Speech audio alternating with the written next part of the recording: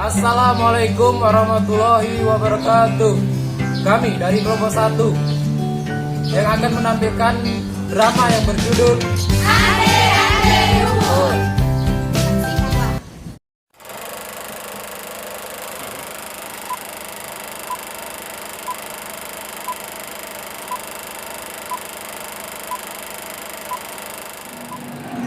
Berdirilah dua kerajaan besar di wilayah Jawa Timur, yaitu Kerajaan Jenggala dan Kerajaan Kediri. Kerajaan Jenggala dipimpin oleh Raja Jayanegara dan Kerajaan Kediri dipimpin oleh Raja Jayakarna.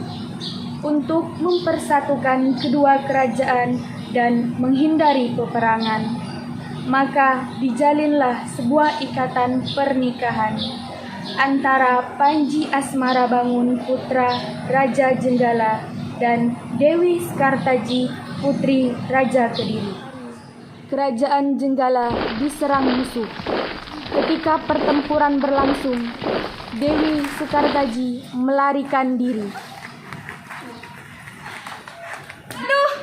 Sepertinya di luar sana sedang terjadi peperangan. Aku harus segera melarikan diri dari istana ini segera. Permisi, Bu. Iya, ada apa, Nak? Bolehkah saya tinggal di sini? Berarti kamu harus menjadi anak saya. Ya, tidak apa-apa, Bu. Maka saya akan memberi nama kamu Kelenting Kuning. Iya, Bu. Ini lanjutkan Ibu menyapu, Ibu mau ke belakang dulu ya. Baik, Bu. Namun Kelenting Kuning tidak diperlakukan dengan baik, seperti disuruh mencuci, memasak, dan membersihkan rumah.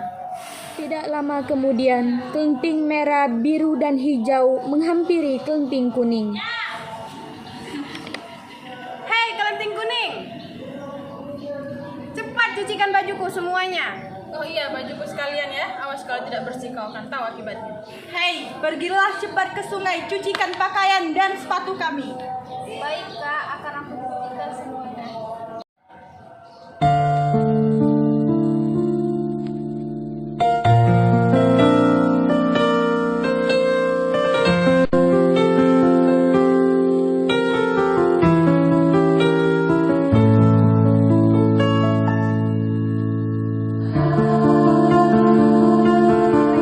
Kelenting Kuning di rumah setelah selesai mencuci baju ibu. Kelenting merah, biru, dan hijau langsung memakinya karena tidak ada makanan karena Kelenting Kuning belum memasak. Dari mana saja kau? Lama sekali mencuci baju. Maaf, Bu. Tadi di perjalanan ke sungai jalannya sangat licin, hingga membuat aku lama untuk sampai ke rumah ini, Bu. Kelenting merah, biru, dan hijau mendorong Kelenting Kuning secara bersamaan. Alasan saja. Ya, cepat masakan kami, masak yang enak. Cepatlah, kami sudah lapar. Ini sudah siap. Iya, benar. Baik, Kak. Kelenting Kuning, ini uang. Kamu ke pasar, beli ikan segar, buah segar, dan sayur segar. Tapi ingat, jangan lama-lama. Maaf, Bu. Apakah uang ini cukup untuk membeli ikan, buah, dan sayur-sayuran? Kelenting Kuning, kamu jangan membantah. Baiklah, Bu. Ibu itu harus dapat semua yang Ibu suruh. Baik, Bu. Saya akan membelinya. Yuk, mampir sayurnya. Sayur buah. Yuk, sayur segar yuk. Ikan 10.000. Yuk, beli sayur segar. Pelan-pelan. Ada pisang, ada jeruk. Ikan. Belilah. Masih seger loh. Ikan. Wah, Sayur. Wah. Jangan sayur, sayurnya Pak.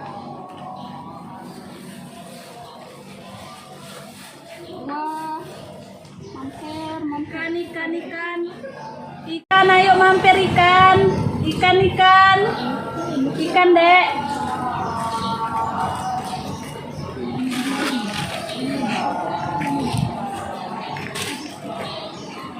Di perjalanan menuju pasar, wajah Kelenting Kuning terlihat sangat sedih. Ia takut Ikan, Dek. tidak Ikan.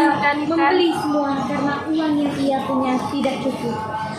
Sesampainya Tunting Kuning di pasar dan bertemu dengan pedagang ikan.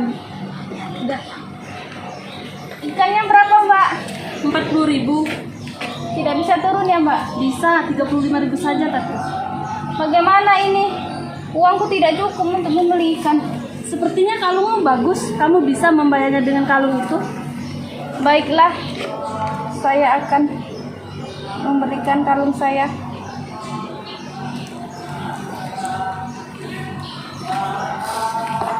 Ikannya 1 kilo ya, Mbak? Ya.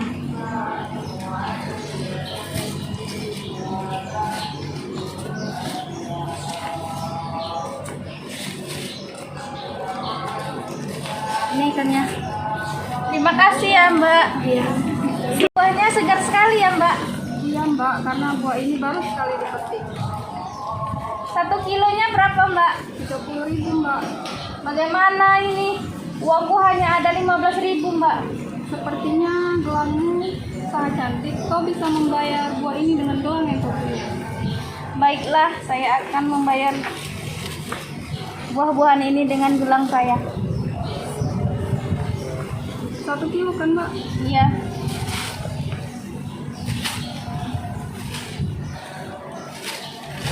Terima kasih Mbak. Terima kasih ya, Mbak. Sekarang Tunting Kuning harus membeli sayuran segar. Wah, sayurnya segar sekali ya, Mbak.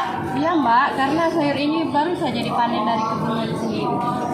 1 kilonya berapa, Mbak? Harganya 25.000. Saya mau 1 kilo, Mbak.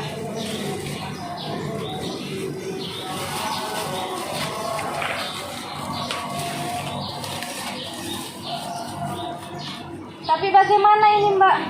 Uangku hanya 15.000. Cincinmu terlihat sangat mahal. Kau bisa membayar sayur ini dengan cincin.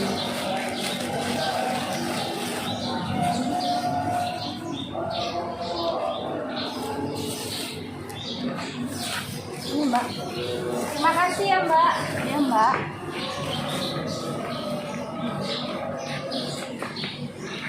Tunting Kuning menangis dan rasa pasti karena dia harus mengorbankan kalung dan cincin yang diberikan oleh Pangeran Panji Asmara Bangun kepadanya untuk membayar ikan, buah, dan sayur di pasar sayapkan. Ibu dan ketiga saudara angkat Tunting Kuning menghabiskan makanan tanpa sama sekali memikirkan Tunting Kuning yang belum makan.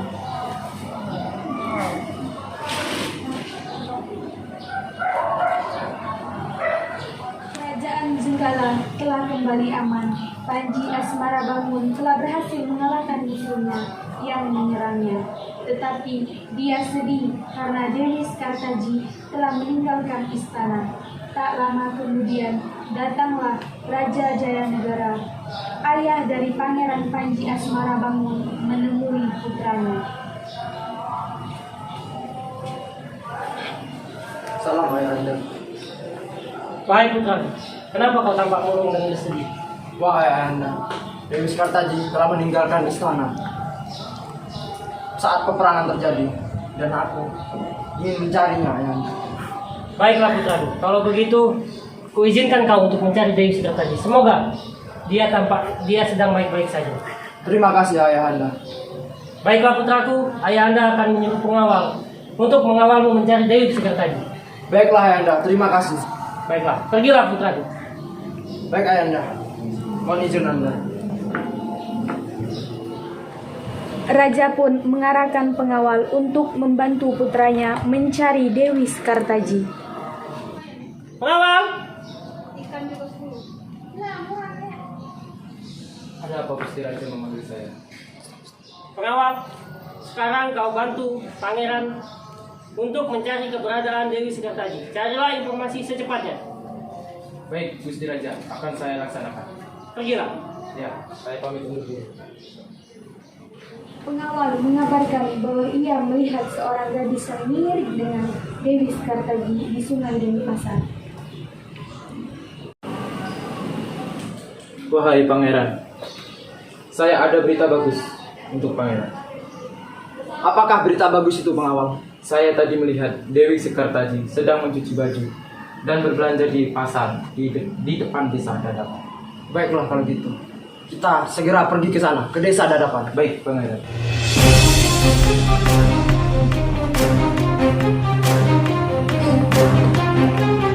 Asmara bangun pergi ke desa Dadapan, di mana desa tersebut berseberangan dengan desa di mana Tunting Kuning tinggal. Dia tinggal di rumah Mbok Rondo dan menjadi anak angkat Mbok Rondo dan menyamar sebagai Ande-Ande Lumut. Ande-Ande Lumut melihat sebuah rumah di desa Dadapan dan mendatangi rumah tersebut.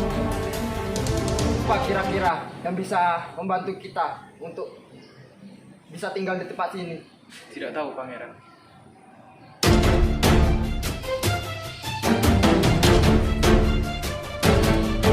Tiba-tiba datanglah Mbok Rondo yang baru pulang dari pasar. Wahai anak muda, ada apa kau datang di rumahku? Sebenarnya saya mencari seorang gadis, Mbok. Bolehkah saya tinggal di sini, Mbok? Baiklah, sebenarnya Mbok juga sudah lama tinggal sendiri. Maka dari itu engkau akan kuizinkan tinggal di sini. Dan jika kau bersedia, maukah kau menjadi anak angkatku? Terima kasih, Mbok. Mbok, dan namaku adalah Ande-Ande Lumut, Mbok. Nama yang bagus, nak. Mulai dari sekarang kau akan kuanggap menjadi anakku. Iya, Mbok. Iya, nak. Dan sekarang aku akan sangat bahagia karena Mbok sudah ada yang menemani dan tidak akan tinggal sendiri lagi. Iya, Mbok. Lumut menyebarkan berita bahwa ia sedang mencari jodoh. Berita tentang Ande-Ande Lumut mencari jodoh segera tersebar. Tunting merah, biru, dan hijau berdandan secantik mungkin mendengar berita tersebut. Dan mereka berniat untuk melamar Ande-Ande Lumut. Aku sudah sangat cantik, pasti Ande-Ande Lumut akan menerima lamaranku. Belum tentu. Sesaja ada Lumut lebih baik daripada kamu, ya. Sudah, jangan bertengkar kalian berdua. Kita lihat saja siapa nanti yang dipilih Ande-Ande Lumut untuk menjadi istrinya. Bisa saja aku. Hijau menghampiri Tunting Kuning dengan wajah yang marah. Tunting Kuning, kau di rumah saja. Baik, Kak, saya akan di rumah saja. Tunting merah, biru, dan hijau segera berangkat untuk melamar Ande-Ande Lumut. Sedangkan Tunting Kuning diam-diam ingin tetap pergi untuk menemui Ande-Ande Lumut. Tiba-tiba datanglah peri baik hati yang akan membantunya melawan Yuyu Kangkang.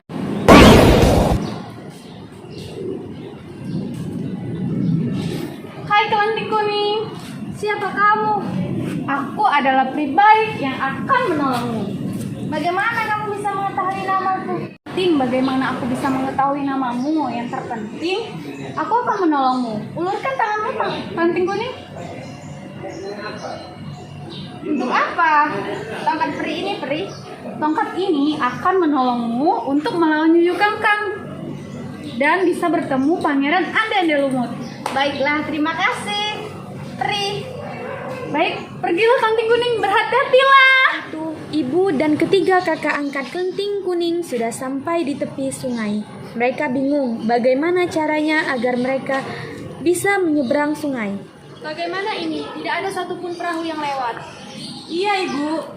Jembatan pun juga tidak ada. Lalu bagaimana agar kita bisa menyeberang? Ya, sungai ini sangat luas, Bu. Tiba-tiba muncul seekor kepiting raksasa bernama Yuyu Kangkang. Kepiting itu menawarkan diri untuk membantu menyeberangi sungai dengan syarat mereka harus mencium Yuyu Kangkang. Wahai gadis-gadis cantik, aku akan membantumu. Namun dengan satu syarat.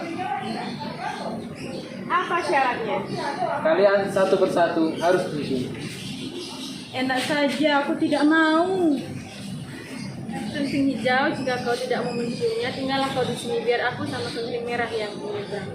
Oke, baiklah, daripada saya ditinggal, saya akan mengikutinya. Mereka pun satu persatu naik ke punggung Yuyu Kangkang untuk menyeberangi sungai.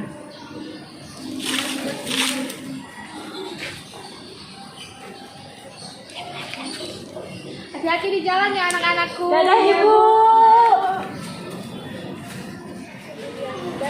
Kunting kuning tiba di tepi sungai.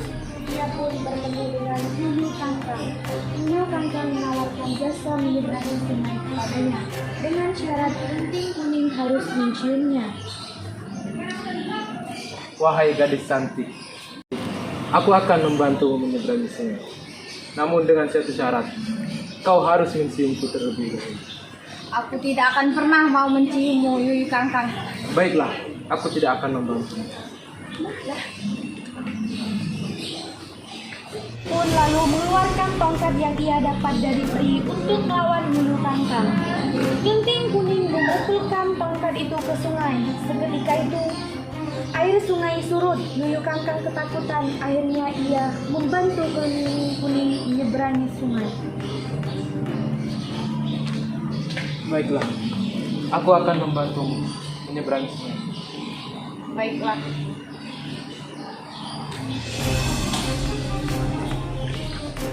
Sampailah kunting kuning di seberang sungai. Ibu mendengarkan sampai di rumah Mbok Rondo.